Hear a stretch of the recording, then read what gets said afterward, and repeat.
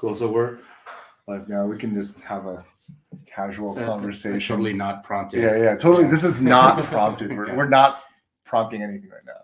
Okay. Yeah, we're just casually, just talk about yourselves. What do I do with my hands? Oh, it's okay because no one can see them. Okay, except everybody. Okay. Peter, you want to kick us off here? Yeah, but I will definitely kick us off. Let me just get this. Can everybody see the animation right now? Actually, yeah, everyone can see the animation right now. That sounds cool. We can zombie hand. Oh, right? Yeah, exactly. So turn off the loop. And we are live in 5, 4, 3, 2, 1. All right. Welcome, everybody, to another fantastically delicious and nutritious episode of Silicon Zombies, where you'll find the best brains from the Bay to beyond. That's right. We connect live with really innovators, thinkers, and entrepreneurs. We get to demystify emerging tech. We get to empower our community of zombies with delicious brains. It's Tuesday, Jan 24th. My name is Nick Larson, storyteller, story listener, and ambitious beach bum. And my name is Peter Wang, brand community manager at Intel, social media guru, focusing more on TikTok, and fantastic ballroom dancer. Oh, stop. Wow. Nice. Let's do a quick shout out to our sponsors. We've got Negodex, who is your remote team. They're based in Mexico. They start at $25 an hour, and they've done some terrific work for our community in building products, including they're actually joining us right now. Oh, excellent. Yeah. Excellent. Okay, we've got them? Okay, good deal. And yeah, welcome, guys. Thank you very much, Nick. So let me just guide to the team. This is Carlos. So, well, we can help with many things, right? So if you're looking to hire the right tech or create talent that fits your culture and helps you grow, at Nicodex, we want to help you with our nearshore solutions, such as building your team remotely at your same time zone, and this is with a very similar culture to what you guys have. So we can help with positions such as backend, front end, DevOps, quality assurance, and many more. We have over 7 years of experience. Our mastery can easily be measured by taking a look at the growth of many of our clients, such as the Zinta or SidePocket. So if this resonates with you, we can just go ahead and schedule a 15-minute meeting so we can start your growth. Awesome. Thank you so much. And I also want to give a shout out to Primero Negocios, who helps you get local customers and their digital marketing champions. So we'll let Gabriel share a little bit here. Yeah, thank you, Nick. I'm Gabriel. I'm the founder of Primero Negocios, and we're here to maximize your online success with a comprehensive digital marketing service, including web development, SEO, PPC, content creation, and social media marketing. Our experts are here to help you increase website traffic, improve search engine rankings, and drive conversions for your business. So if you're interested, if you need any help, please visit primeronegocios.com today, and we'll give you a free marketing consultation. Thanks. Cool. Fantastic. Thank you. All right, so we're super jazzed to have the opportunity today to chat with Mr. Troy Helming, clean tech industrialist, serial founder, and Ninja Warrior. Super badass. I want to hear more about that. And if people in the audience want to ask or hear Troy respond to some of your questions, feel free to drop them in the comments, and I can highlight them in the chat. Yeah, or in the show. And if you're feeling really bold, click the link. We'll have you up here as well. So Troy, clean tech has changed quite a bit, especially in the last couple of years. I feel like adoption, innovation, it's in this hockey stick mode. So what are you seeing as a serial founder in the space? Yeah, I've been around it a long time, since 1980, actually, Cool. when I was taking care of the solar system on my house growing up. My dad built his dream house, and we had solar that was heating the pool, a hot tub, our domestic water, and even the air in the wintertime. Wow. So, were you guys off the grid? No, we were not off the grid.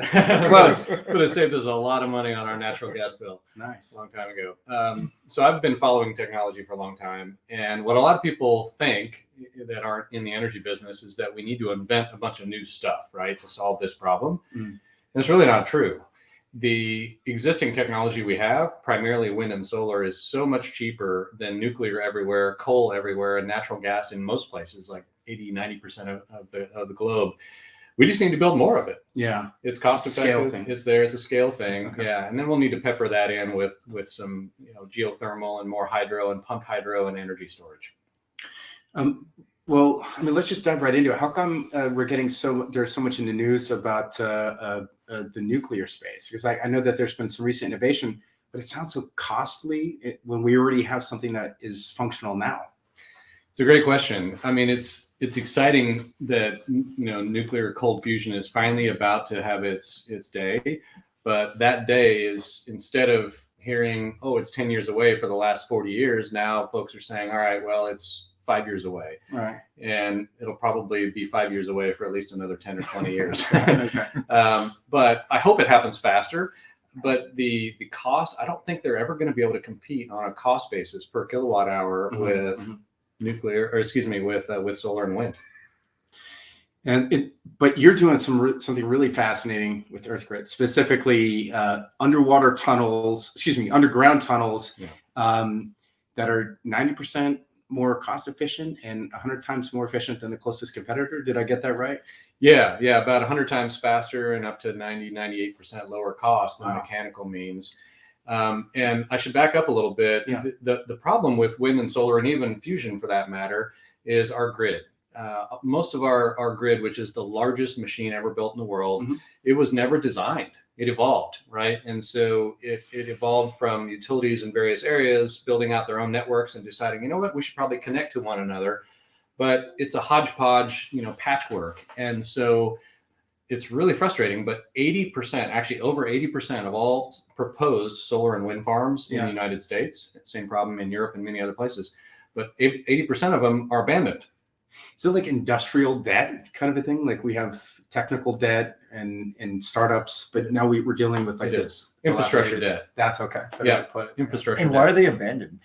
So it takes about 2 or 3 years for a solar developer or a wind developer to go through the engineering studies with the local utility that they want to connect to. And the utility comes back and they hire outside engineering firms like a Black & Veatch or Burns & Mac or whatever. Anyway, 2 years later, the study comes back and either there's no capacity on the lines or the interconnection upgrade costs to upgrade our dilapidated grid are so high that it kills the economics of the project. Wow. So developers, it's a very risky business. They'll invest 3 years and $500,000 per project before anything ever gets built and have to walk away from 4 out of 5.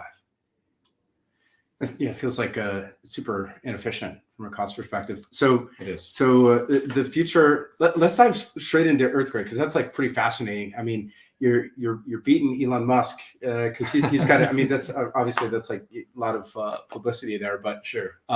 But you've got a bunch of contracts in place. This is the future for wastewater, for electricity, for transportation, for internet. Tell us more about this. Yeah, for sure. So, and by the way, I should say thanks to Elon for raising awareness of how important tunnels That's are. Right. Win together. Yeah, exactly. We could clip that. And just have hashtag Elon somewhere. Right. We did. I have to say, just an hour ago, I left. Actually, about 2 hours ago, we did a demonstration for some customers and with our new system, and it was really impressive. I mean, that's a flamethrower. so tell us of what the product is. How does it work? All right. So I invented a plasma tunnel boring robot. So essentially, we take air and we pass air over an electric arc. Think of it like lightning, and the arc superheats the air into a plasma. Oh, wow. And it's about 6,000 to 7,000 degrees Celsius, really, really hot. And that's hot enough to spallate or vaporize pretty much anything. Wow. We can go through even the hardest rock out there, like quartzite and basalt, where other drillers, they won't even touch it. There's been projects in the Northeast and New York where they've been waiting 20 years to try to find somebody that would be willing to bid on some of the projects going through hard rock. Oh my God. Yeah, and we can go right through it. We can go through steel or anything. And so because it's not using mechanical means, we don't have to change out drill bits 10, 15 times a day. We don't have to put fluids like lubricants and drilling mud and toxic chemicals that then have to be removed and pumped away and disposed of, which is very expensive at a certain type of water treatment plant. It's a robot, so there's hardly any labor involved. It sounds like you're essentially cutting through the earth with a lightsaber. Exactly. Imagine a tractor with 10 lightsabers vaporizing everything, and then we use a Mandalorian jetpack to blow all the little bits of rock and dust out the back. Fandalorian, because That's right. Nice. Are you running up against challenges with governments and policy? Because obviously this is something that's going to be hugely beneficial for everybody involved, but probably navigating the bureaucracy is kind of frustrating. It can be. And so I came up with this idea. I don't know if you want to hear the origin story, about 7 years ago. Please. But, we love origin stories. do you? All right, fair enough. So back to solar, I had one of the leading solar companies that I was running at the time. And we, same thing. We had a project in Northern California with PG&E where the studies came back. We had to downsize the project 75% because the grid couldn't handle it all. So we were drowning our tears over beers in a happy hour in San Francisco. And, it's like, this happens all the time. Frustrated. We have to either walk away or reduce our project size. Anyway, one of our solar engineers, he's a former Navy SEAL. He was bragging to his girlfriend about how his SEAL team used to practice entering enemy ships by going underwater and cutting through the side of a ship. Yeah, the plate falls in, water rushes in, pow, pow, pow. Yeah, I did that last week. Yeah, I've done that on GTA. right. Yeah, let's practice. Anyway, so we're all like, dude, you're badass, right? Well, middle of the night, I pop out of bed, wake up, and I'm like, Inspiration. yeah, wow, 20,000 degrees Celsius, because that's the temperature at the core of these plasma things. I was like, I wonder if that could be used for rock. Yeah. I just couldn't stop thinking about it, up all night researching, couldn't find anybody doing it. Anyway, long story short, hired an engineering firm, feasibility study. Yes, it'll work. 2, no one's doing it. You can go it up to 1 kilometer per day, which is crazy fast. Right. And then they gave me the estimated operating costs, and I ran the math. I'm like, because I've hired hundreds of companies to do, bore tunnels and trenches and things like that under rivers, creeks, and railroad tracks. I was like, this is cheap. So I built a prototype in 2018 with my own money. And I wasn't sure I didn't even tell my wife because I wasn't sure if it was going to work. I was like, this is either going to be $1 billion idea or a nothing idea. Right. Anyway, By the way, some granite. I was like, it worked. So yeah, honey, you got to see this. Yeah. Anyway, so that's how I came up with the idea. But to your point, bureaucracy. Yeah. About 4 years ago, I was really worried about that. So we brought on a lawyer. EarthGrid is now approved as a regulated utility in 26 states. California was the first. Congratulations. Thank you. It's like more than half. Exactly. More than half the states and about 75% of the U.S. population. So California, Texas, New York, Florida. Yeah. Okay. And what that means is now EarthGrid can bore our tunnels, either shallow or deep tunnels, along any public roadway in any state. And no one can say no. Right. It basically gives us those rights of way. But we're not going to cities as customers. Most of our customers are fiber companies and electric utilities, water, wastewater. We even signed a contract recently with a cool company called Pipe Dream Labs. I encourage your listeners to check them out. Mm-hmm. They want to move our Amazon packages at 100 miles an hour through tubes with little robots. Wow. So no, okay, like, so underground, so not underground, not drones flying through the air. Nope. Okay. All underground. So how would it function? Right. So what they want to do is, first of all, we have a pilot project that we're talking to them about. That's basically a distribution center for Amazon and Whole Foods, and then there's a bunch of neighborhoods, a 5-mile route, 8 kilometers or so, and they're going to basically send these tubes along, and they'll have Amazon lockers at every street corner. For the last mile or whatever. Yeah, so people can, eventually maybe go into people's homes, but for now it'll be lockers. So it's essentially the boring company, but replace Teslas with Amazon packages. And like way more efficient. Yeah. So, okay, so you're doing big stuff in that space, but you've also had a couple wins that gave you the credibility and also the capital to be able to invest yourself, which is it's a strong message to investors. It's like, I believe in this so much, I'm putting my money more my mouth. It's like, tell us more about that. Yeah, so that's right. My family office has invested. My wife and I we're unicorn founders, so we've invested millions into EarthGrid. So I've had 6 exits, two that were kind of nothing, four that were fairly meaningful. One of them that I'll highlight is Tradewind. In the 1990s, I started Tradewind. It was the first wind farm development company based in Kansas. In the 90s. In the 90s. Wow. Oh, gee. Someone's a trendsetter. Well, I mean, I grew up in a solar home in the 80s, right? So, but there were no jobs in solar or wind when I got out of business school. Anyway, so sold my telecommunications company, started this wind company, knew nothing about it, made a ton of mistakes, but eventually partnered with a firm in San Diego, brought some great engineers in. That company is called Tradewind. Well, it doesn't exist anymore because it's now a $35 billion division of Enel, the huge Italian utility. But it became the largest wind developer in the whole country by 2017. Oh my God, that's wild. You also land on a great name. Tradewinds is a good name for a wind. So is Pipe Dream. I like that one too. That's a good name too. It's also the autobiography for Kelly Slater. He's like the Michael Jordan of surfing. Pipe Dreams. Gotcha. Sick pipe, bro. Exactly. Yeah. I've heard that name. Yeah. So it's neat that you had this foundation of clean tech ever since you were a kid. So it kind of was like a natural progression for you to build in this space. Right. Are you interested in it because the ability to have just like quantum leaps in innovation, or are you passionate about the environment, or what's driving this for you personally? It's a really good question. So I grew up, although my family's from the Bay Area, third generation, my folks moved me to Kansas City when I was 5. My dad is a diehard Republican. My mom was always very liberal Democrat, and so kind of in the middle. But my dad built the solar on his home to save money. So it was economics. There were some tax credits too, but it was mainly about economics. But I got my environmentalist side from my mother. So it's a little bit of both. But I'm old. I'm 55. And so I grew up witnessing the oil shocks and, the frustration that my parents What are oil felt. shocks? Oil shocks are when the Shah was deposed in Iran, and the oil coming from Iran. This is the 70s, late 70s, and and that caused a bunch of economic decline in the 80s. But there were lines miles long at gas stations. Yes, I remember reading about that in social studies in high school. Right. Well, I was a kid, but it had an impact on me, and I was like. I remember, we would go on road trips to go skiing in Colorado, and I'd be like pointing at SUVs and trucks and saying, no, get smaller cars. Yeah. So ahead of his time. Yeah.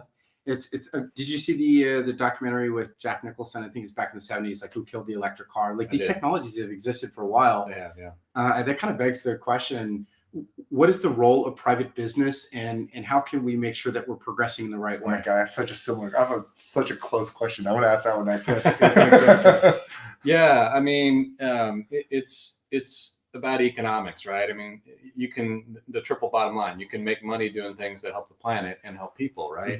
And yes, the technology existed, the electric cars, but the battery technology, really, it's been more recent, the last decade and a half, maybe 2 decades, where battery technology is such that it works. I've been driving a Tesla for more than 10 years. Yeah. And prior to that, I was on biodiesel and natural gas. So I've practiced what I preach for a long, long time. Oh. Also built a solar company after I sold the wind company and 350 solar projects. But business needs to bring capital, and it is happening. A lot of people don't realize that solar and wind are by far the biggest sources of new generation built in the US and Europe and China and many other parts of the world. What about Africa?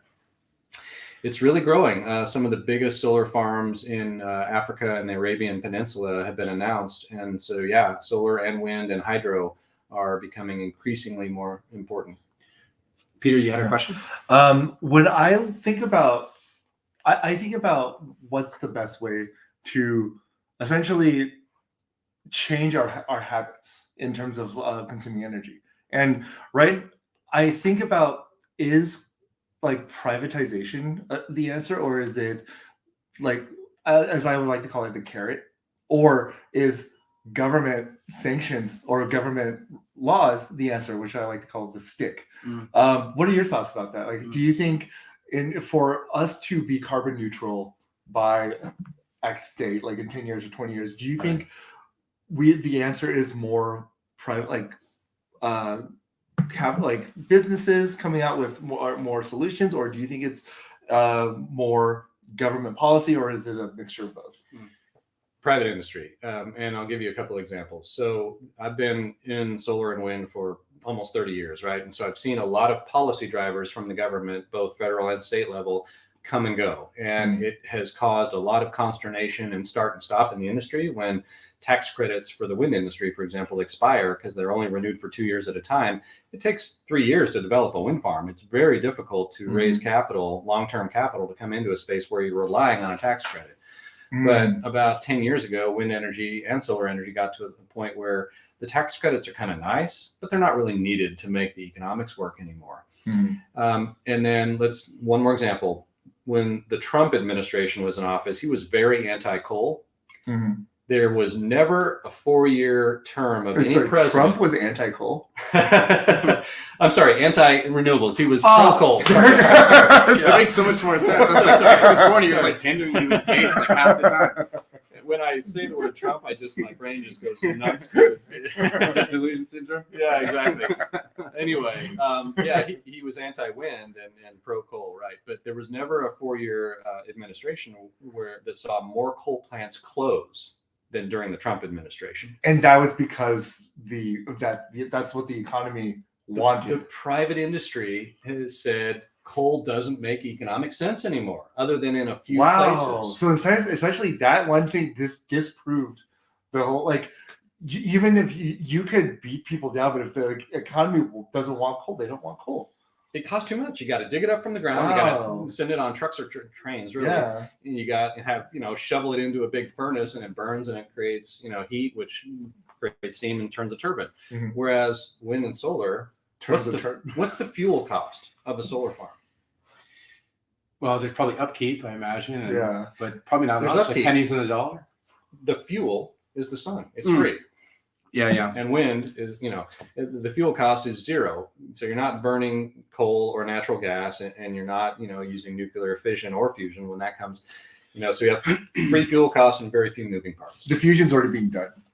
That's right. There's a really cool project, and this is probably a few years old. It's called Ivanpah. You're probably familiar outsad of Las Vegas, and I think there's a few of them. The Towers of Mordor. Right, exactly. It's it's thousands of panels that, or I guess they're just glass mirrors that reflect the sun and heat up a tall structure that essentially the gas rises and turns the turbine and it creates energy.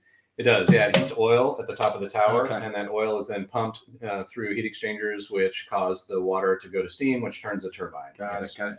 So my friend's dad was building a pretty cool add-on product for it. So essentially out in the middle of the desert, all the dust and dirt accumulates on the top, and so it decreases the efficiency. We know all about that. Right. So Burning Man. Exactly. Peter took the Burning Man. My wife and I for the first time this year. Dust is, and so what they were doing is driving around with trucks and hosing off all the mirrors, which is like super inefficient. Right. And so what he did is he created a device that was solar powered, and it would clasp right on top of these things, and it would wick off using static electric energy back and forth.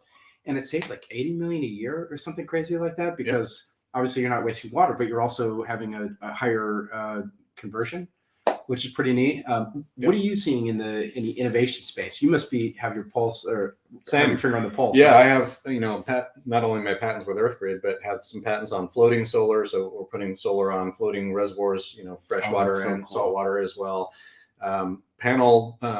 Soiling on panels is a big deal. You can lose up to 40% of the output of PV. Wow. The mirrors, those aren't as popular anymore because the economics. It's harder to make the numbers pencil compared to just photovoltaic, which converts sunlight directly to electricity rather than going to heat and all that. Sure.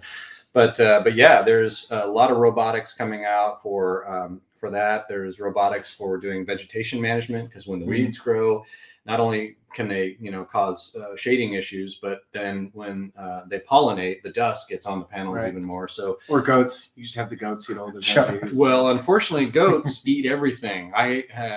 We've had experience with that. They'll even eat the electrical wires behind the panels. But one of my family office still owns a solar company, and it has 2 herds of sheep that are the lawnmowers for projects in the Central Valley of California. I got it. Wow. So a little bit easier to deal with. Yeah, right. But there's a lot of other tech, and then there's a new thing coming out called agrivoltaics, where people are putting solar on farms in Japan.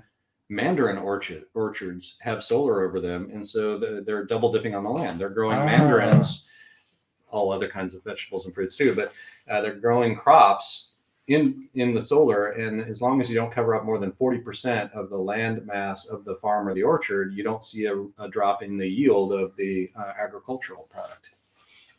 You know, it's funny. One of the early on in my career, I was doing cold calling for a solar energy company where we would call people who own plots of land in the Midwest and in the South, and we would ask if they are willing to lease some of that land to for this company to come in and install solar farms. Yeah, totally. Is that something like?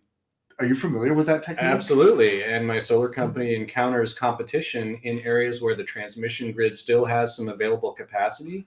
Oh. And it's causing like a gold rush. It's a land rush. And because all these developers are like, okay, the biggest risk now to building solar is where can we find grid capacity that isn't going to cost us an arm and a leg? And those spots are getting gobbled up pretty quickly. So it's probably likely that I called may have poached. Dang it. It's not your fault. So speaking of which, how can everyday individuals get involved in something like this? Because they're probably excited to be able to have a meaningful contribution. And so what does that look like? To Peter's earlier question, what can people do? Right. So, I mean, you can start by just cutting your own electric bill by switching from incandescent to LEDs. Okay. You know, that's been going on for a while. There's a lot of other things you can do, like switching to an electric furnace, an electric stove, electric water heater, or a tankless hot water heater.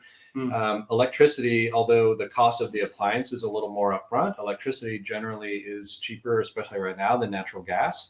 And if you put solar on your roof, which you can do way more affordably now, you know, you can probably put solar on the average roof for like $10,000 or $20,000.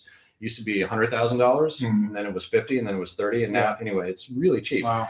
So my dad did that recently. Really? Yeah, I think it cost him only $11,000. Yeah, and tax credits, I'm sure, can be helpful there. Totally, tax credits. And there's lots of companies that'll just pay for it. They'll own it, and then they'll sell you the electricity from the system on your roof at a discount below what you're paying your utility. It's just like dynamic, right? Versus like when we have the most sunshine or when the biggest demand on the grid is. It is, in most states. Okay. Yeah, when air conditioners are needed in the summertime, that's when the sun is shining. Yeah, that makes sense. Shout out to our friend Jackie Chen, who is working in the space as well. Because I know Tesla has an at-home version to be able to kind of drive energy and be able to sell back to the grid. Yeah, I've got them in my garage and have had solar on many of my houses. And then the other thing I would suggest is buy electric vehicles. I've been on electric a long time, but we used to have a Jeep Grand Cherokee and a Mercedes or a BMW 530, and our maintenance and fuel cost and the car payments were thousands and thousands of dollars a year, right? You know, car payments of whatever, $500 a month, fuel cost $500 a month, whatever it is. And we've had a Tesla for 10 years, still have the same one. It's parked right outside. It went from having a range of about 265 miles to 230 miles in 10 years, 140,000 miles. It's pretty good. No maintenance other than tires and windshield wipers. Wow. That's remarkable. And I know that Tesla's making like 15,000 per car net profit, which is twice what GM is getting, and then like 3x what some of the other folks are getting. Right. So that's probably because like vertical integration. Precisely. Can you share a little bit more about what Tesla's doing in that space? Yeah, for sure. So instead of going to all the suppliers and having seats built and all the other components, they're making it themselves. So it's not only the cost savings, but it's also supply chain risk that they're eliminating. But that vertical integration allows them to think globally and holistically about the vehicle. And something over here, this subsystem might actually support something over here. So for example, they came up with putting heat pumps in Model Y and Model 3 for HVAC, heating and cooling, and it also takes care of the battery. So when the battery needs to shed heat because it's getting too warm in the wintertime, that heat can be transferred into the inside of the vehicle. Wow. That's smart. Yeah, and vice versa. There's a lot of cool things like that. So I'm super excited about the future of electric vehicles. So go solar. Yeah. Do some things. Oh, last thing I should say, my wife has asthma. And so when we removed the natural gas stove from our kitchen, she didn't have to use her inhaler anymore. Wow. And there's a lot of research out now. It's just recently coming out, right? This Exactly, information? recently. Yeah, that if you have a natural gas stove, it's equivalent to having a smoker in the same room with you, a full-time smoker. Or living with 16 cats. Oh my goodness. I need to tell that to my parents. My mom actually recently got diagnosed with lung cancer, so and we have a gas stove. Wow. So It's pretty nasty. yeah, it sounds like we gotta do a switch. The gas industry has been spending, I don't know, hundreds of millions for decades to say, oh, it's clean. Well, it's not. Look at the science. Yeah, it's just lobbying. It's like pretty powerful, right? It is. So we've got a bunch of founders in the community here, founders, technologists, investors, and they're trying to figure out what can they do to avoid the mistakes that other founders have been able to navigate. Can you give some feedback or some ideas? And you said you made a ton of mistakes in the past. What would you tell yourself from 15, 20 years ago?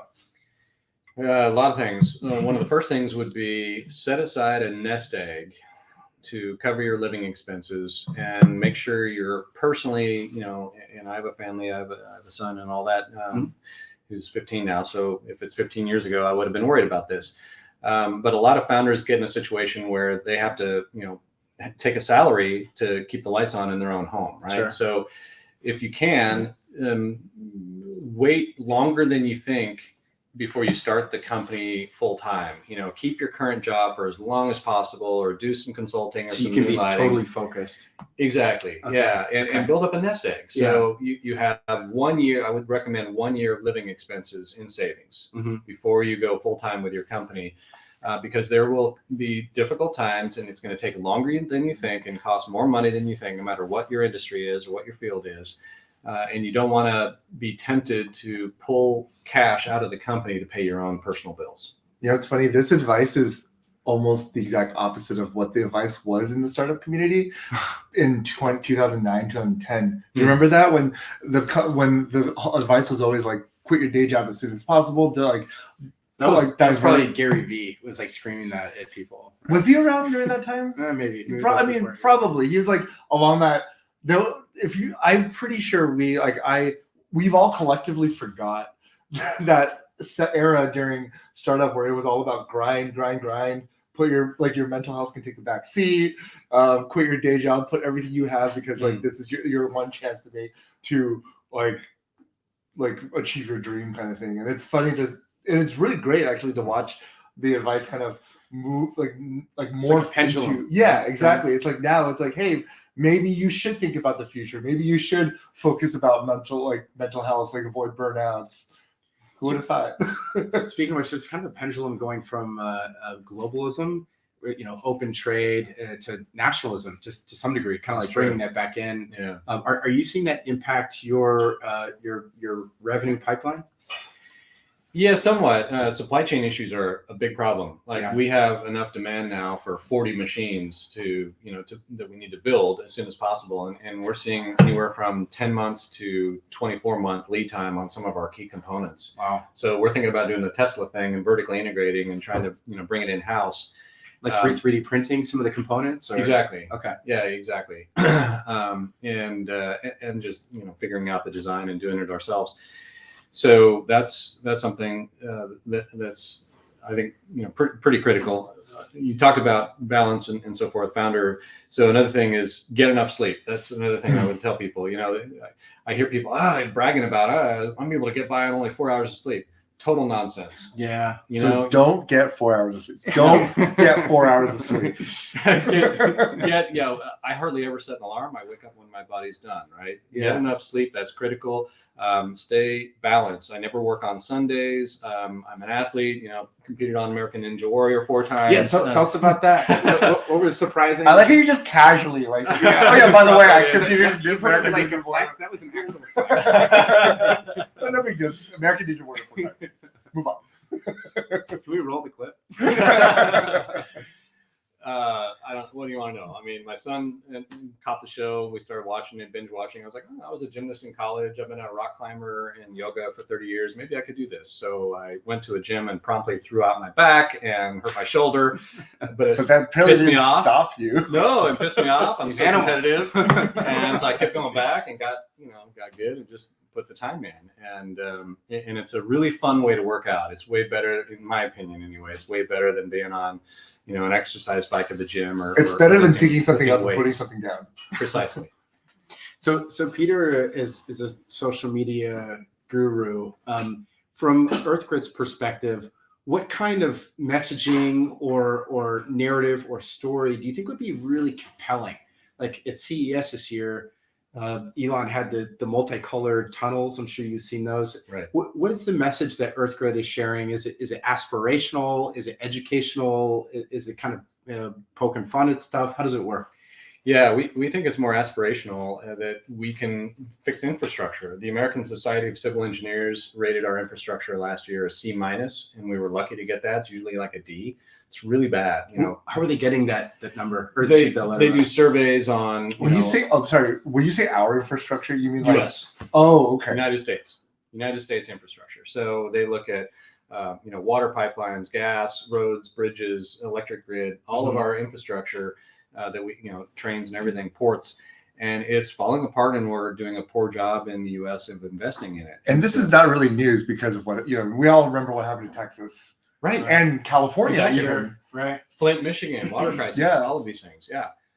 So no, it's aspirational because we want to build an underground super grid, and it'll have power, fiber, and water. I mean, there's parts of the country that have too much water. Why not move that to California and parts in Arizona where there's a drought? And obviously, we need to upgrade the grid to allow a massive influx of new solar and wind at a much lower cost to lower everyone's energy bills, to make our country and the world a better place. Same with broadband. We want to offer broadband to underserved communities. Well, so here's a fun question then. Should the grid, because right now the grid is primarily responsible by private companies upkeeping it, right? Should you think should that become socialized? In my opinion, the government takes too long and costs too much to get anything done. However, having said that, some of the biggest grids in our country are government owned. Bonneville Power Authority, Tennessee Valley Authority, WAPA, the Western Area Power Authority. So a lot of the transmission lines in this country are U.S. government owned. You should meet our friend Papia Gamlin. She's at United now, but she did 10 years at PG&E. Oh, So, yeah. Cool. So I think that could be potentially good. Speaking of which, what are the introductions that would be helpful? We always want to be valuable to our guests. Oh, thank you. Yeah. So who do you want to meet? It sounds like if you said 40 machines, demand for 40 machines, you got to make these bad boys. We got to make them. Yeah, exactly. Okay. We need to hire talent, engineers, mechanical engineers, stuff like that. We're raising capital again because to meet this growth. We have contracts with 3 Fortune 500 companies that we're negotiating right now. More coming, but yeah, we want as many contracts as we can get because then we can go raise non-dilutive project finance capital, debt capital based on contracts to banks and probably better terms. Banks and infrastructure funds, better terms. Yeah, exactly. But we are looking for a lead for our current $15 million seed round. Cool. Responsibly Ventures, Zeka Len down from Los Angeles. Let's get you connected in. Peter, you had something? Are you in terms of mechanical engineering? Are you guys looking for more senior or junior? Both. Okay. We got a couple questions. You want to answer? Oh yeah, we do.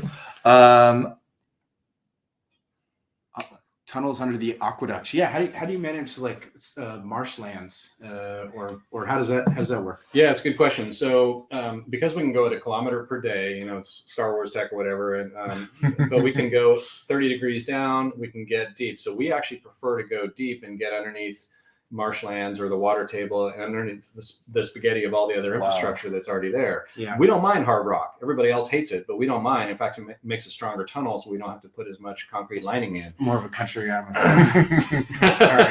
I can imagine going through hard rock is easier than just plasming your way through mud. Yeah, right. Well, exactly. Everyone else wants mud, but anyway, so that's what we would do. We would just go deeper. Gotcha. It looks like we have another couple questions here. By the way, if you want to join the stage here, Peter, you got the link. Can we drop that? what little battery life I have in my computer, I'll dedicate to this. Probably because it's an HP. Oh my god, that's not. This is an older Intel, right? It's not the Evo. No, I'm even less impressed. We don't have to. Oh wait, well, I mean, battery. Ta-da! This is why you get a Mac. Or get the Evo. That's right. Let's see. Architects and engineers rated a D-. So it sounds like it sounds like it's pretty bad across the board. Yeah, D- exactly is our usual grade in a lot of places. It's pretty bad. Here's a question from Jake.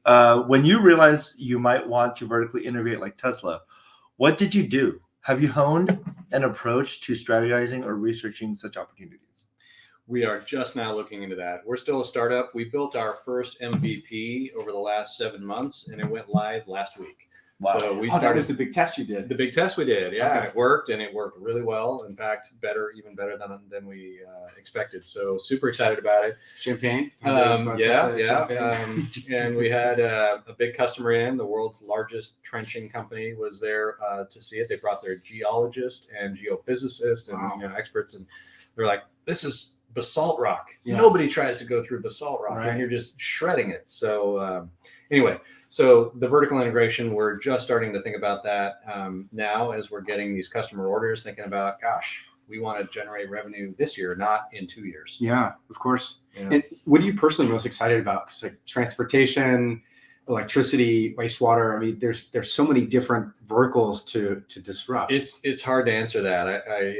I would say the power industry, because I've been in that industry for 3 decades, Sure. and it's in such desperate need of help. Yeah. To solve the Texas problem that you mentioned, Peter. If we'd have had a transmission line from LA to Dallas or anywhere in Texas, a high voltage DC line, which is way more efficient than AC at high voltage, they wouldn't have ever had their blackout. And same with California. We could share their wind power. They're the leading wind power state. We're the leading solar state. We might as well share. And right now there's 3 grids in this country: the Eastern grid, the Western grid, and Texas. Yeah. Because Texas might want to succeed from the nation at any moment, right? Well, I heard that was the reason why they pretty much. wanted to go independent. I learned that from Trevor Noah on the Daily Show. Nice. So Sina says, are you lobbying? Interested in hearing if you do bottom up or lobbying, i.e. the consumer, and how does it work with campaigns? Yeah, great. We are not doing any lobbying yet because we just were focused on getting this machine built, and we have a lot of customer demand. But we do have a lobbying firm that we've been engaged conversation with, and we'll probably tee them up sometime this year. We want to do bottoms up, and here's how. Because we're a utility in 26 states, we can offer broadband in 26 states. Oh, like a package deal? Yeah, to people's homes. Okay. And so we're going to start signing up people because only 35-40% of Americans have access to decent broadband. And it's usually only 1 or 2 choices. We should have 3 or 4, and that'll competition. And this can also affect the people who live in rural areas, so they don't have to do what's that company called, like Satellink? Starlink. Yeah. Elon's SpaceX spinoff. Yeah, exactly. Right. And so, my in-laws in a little town in Idaho. Yeah. They terrible internet every time we visit for the holidays. So anyway, that'll be bottoms up, where we'll get consumers excited about EarthGrid and the network we're building. And then hopefully that will then lead to tunnels for maglev, or high-speed rail or Hyperloop tunnels for transportation. Wow. We want to build a tunnel from northern Canada to London. Yeah. Connect the 2 continents under the Atlantic Ocean through Greenland, Iceland, and the Faroe Islands. How long would that take? 2 years and $2 billion. Done. I'll write a check right now. Welcome to the show. We've got Jules, who is the founder of Conscious Conversations. Hi, Jules. Hi, Jules. Hey, guys. So this has been a super fun part of first of all, thank you for all the wonderful content. Thank you for having me. This is a pretty fun part of the show too, where we get to zoom out of the technology and get closer to the human element. Nice. So Jules, do you want to share a little bit about what you've been building with Conscious Conversations and get us kicked off? Absolutely. And once again, thank you guys for having me. It's been, it was fun last week. I'm sure it's going to be fun this week too. So this is my creation, Conscious Conversations. And this actually formed a few years ago when my husband and I were going around to all these networking events. And I just got kind of tired of all of the same old questions of like, Where are you from? What do you do? Like, I'm sure at a certain point we've all gotten sick of that, right? So I thought to myself, if I want to have deeper conversations with these people, I'm sure they also want to have deeper conversations. And so I took that idea and I made it into physical manifestation of a deck of cards, each one curated by me, topics that range from spirituality to, nostalgic memories from childhood, travel, so on and so forth. So we're going to take a little bit of a break from the tech talk and dive into some more personal questions that go into more of who we are, as opposed to just what we do. Are we ready for this week's question, guys? Let's do it. It's like a box of chocolates. You Hit know what us. you're gonna get. Yeah. Okay, so let's do it. So I'm going to pick from here. So this week's question is, and let me know if this question doesn't make sense, but okay. Do you remember believing something that is different than what you believe now? And how have your beliefs changed? Ooh, that's deep. This might take a moment to ponder. I always thought my dad was like invincible growing up, and I guess as we get older, we figure out that that's obviously not the case. But it's interesting as we transition into that role. I'm not a dad yet, but God willing, we'll be on that path in the next year or so. So I'm starting to see my dad get older, and kind of me moving into that position of being the kind of the family man, the centerpiece, and how I need to show up not just for my family but for my friends too. So I guess it's kind of like an interesting a shift in dynamics and how we show up for our friends and family. That's cool. I thought it too. The fun one first, UFOs. I didn't believe in them when I was growing up, but all the data that's come out from the U.S. military, they call them something else now, UAPs, I think, unidentified aerial phenomenon. Oh, cool. So it's obvious there's something out there that even our best technology at the military can't explain. But the other one is similar. You said your dad's getting older. Same with me. I always thought that my life would be over at 40 or 50 or whatever, and I'm 55, and I'm still able to compete. In the top 1% of Ninja Warrior athletes with teenagers and 20 and 30-year-olds, and I still haven't found my upper limit in terms of what I'm capable of with my body, even at this age. That's amazing. Wow. I want to double click on that, but Peter, go ahead. Man, I have I'm on a blank. I think for me, it's so I was born in China. I grew up raised very Chinese, and a lot of Chinese families kind of subscribe to really old Confucian ways of thinking. That's a whole nother topic, but I was growing up to believe that like once you hit a certain age, there should be like milestones that you're supposed to achieve. When you're 20, you're supposed to have picked a field. When you're 30, you're supposed to be married. When you're 40, you're supposed to have X, Y, and Z. Right. I think that's all bullshit. And that everyone's own path is unique to them, which is also ironically another Chinese proverb, but it's Taoism. Yeah, Taoism, yeah. As long as you're improving daily. Yeah. Be the willow that bends in the wind, right? That's a Taoism. Very nice. Very nice. Yeah. Which is funny. Taoism is like the anti-Confucianism. Is that right? It feels like that. Interesting. But back to Ninja Warrior, just real quick, like what was going through your head? First of all, how did you prepare? Did you get nervous? And then what was how did you get on the show? Yeah, how'd you get on the show? And then did you have anything like that you were worried about, like maybe losing your grip on one of the just tell us everything. Yeah, well, getting on the show, you first of all have to be decent at it, and so I started competing in the leagues because everyone knows about the show, but it's a whole sport. So there's leagues with tens of thousands of people all over, and there's competitions. There's like 400 Ninja Warrior gyms around the country.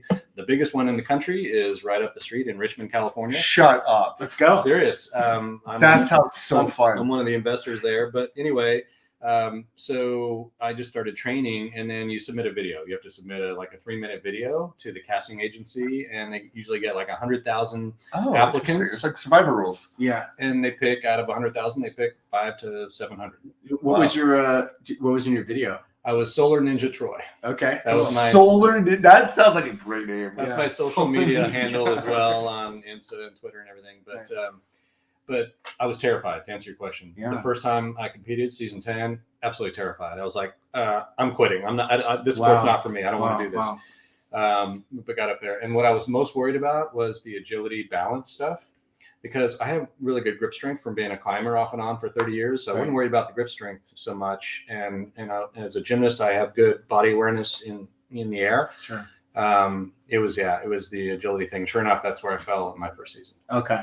But obviously you made it to more seasons after that. Yeah. I've done better, and I was invited to compete in Australia at their national thing and hit a buzzer there, and I did pretty well in some of the leagues as well. And I don't compete in the Masters division over 40, although I probably should. It'd be a lot easier. I still compete in the professional division.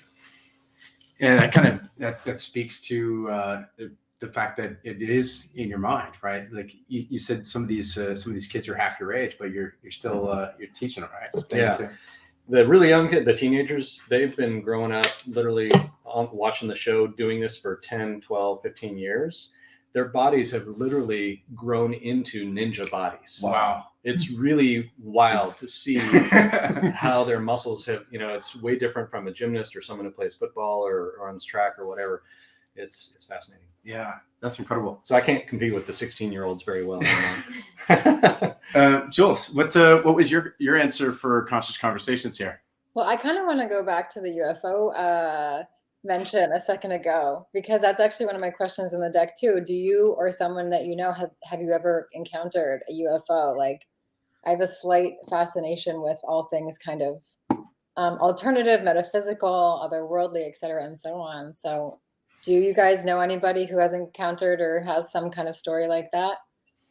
I haven't personally, but yes, I met somebody in the military who was at a nuclear launch silo that got shut down by a UFO. Literally all their power went off when the UFO approached back in the 80s. Wow. They had no explanation for it. And they saw something in the air? Yep. Wow. Yeah. And they got, the old grainy videos. It's frustrating that we don't have really good quality videos of these things, but they don't move in a way that we know, they move so fast. It's hard to get good video. But radar images now that the military have released, it's clear that nothing that we know of can move the way those things move. I have a theory about this. I believe that the UFOs that we're seeing, if they are UFOs, they might be from another time instead of from another world. Us from the future, right? Yeah. Maybe. Because like interdimensional as opposed to interplanetary necessarily. Yeah, because I really do believe in the Fermi paradox. I feel like the fact that with all of the stars we're seeing right now are already dead. Yeah. And it's the light that we're actually watching. It's like they're projecting an image of what they were because they're so far away. 2 billion years ago. Yeah, by the time if we were to get there, they would have been gone for thousands or millions of years. That's another one that I think might be is if it is intergalactic, the time and distance. I don't think any little green men or women are in these things, right? I think they are like energy, or they're quantum. They're quantum controlled, so they have a quantum connection back to their home planet, and they're drones that they sent out billions of years ago to all of the the planets that have, or the galaxies and that have solar systems with Goldilocks zone planets. Right. Which apparently there's like tens of thousands of planets that could be tens of trillions. I just mean in our solar system, right? In our galaxy? Yeah. I think there's something now with James Webb. I think they're saying it's in the billions. Wow. Yeah. Wow. Speaking of James Webb, we did we had a small piece in the last Brain Food. So Peter, I'm never pointing in the right direction. Where's the QR code? Okay, there we go. Yeah. So check out Brain Food. It's our monthly newsletter, and we talk a little bit about the James Webb telescope there too. So Any Or just subscribe to our newsletter Yeah, in general. no. You know, it's just, you know, Doesn't you'll, work you'll better. hear from us once a month. Yeah. So, do you have any experience with UFOs? I do not. I have had experiences with like entities, which is, you know, it's in the same realm of like woo woo weird kind of stuff. Yep. My sister has also, so I wonder if it just kind of like runs in the family at this point. We should have like a whole nother podcast on just like the weirdness of reality, right? Totally. But yeah, I think that like for me, if I was to answer this question of like if my beliefs have changed, it would. I grew up in a household that was not very spiritual at all, like 0%, and I thought people who believed in God were kind of strange, right? And I'm not religious, but I definitely believe in something beyond our five senses. I do believe that we were created because this is just so intelligently designed that it's, I don't know. I feel like it's impossible that it just happened out of, you know, some cosmic goop one day that we just randomly evolved, right? So there was an incident in 2012 where it was basically overnight. Like I went from not believing in God whatsoever to knowing in my heart and my soul 100% that God existed, that we are souls. It was a very surreal, incredible experience. Wow. So yeah, that was probably one of the most impactful moments of my life. It was kind of like my Jules before that moment and like Jules after that moment, if that makes sense. Yeah. Thank you for sharing that, Jules. Thanks for asking. Yeah. I think it was Darwin on his deathbed. He said that it couldn't have been all chance. Like even the minutia of the rods and the cones in our eyes developing and something. It actually develops out of our brains, which is interesting if you see the development of a fetus. Oh wow! Even the intricacies of the eyes are such that this what we have here can be all just left to chance. So that's cool. Yeah. Awesome. Thank you so much, Jules. And where can folks find Conscious Conversations? Well, if you want to join, we have an online community of 158,000 people on Instagram. So Conscious Conversations __. And if you want to buy a deck, you can buy it off Instagram, or you can go to the website, consciousconversations.co. Oh, fantastic. Thank you so much for joining us, Jules. And Yeah. check them out. We'll put modeling here. Thank you, Troy. We're doing a great job. We'll put the link in the show notes as well.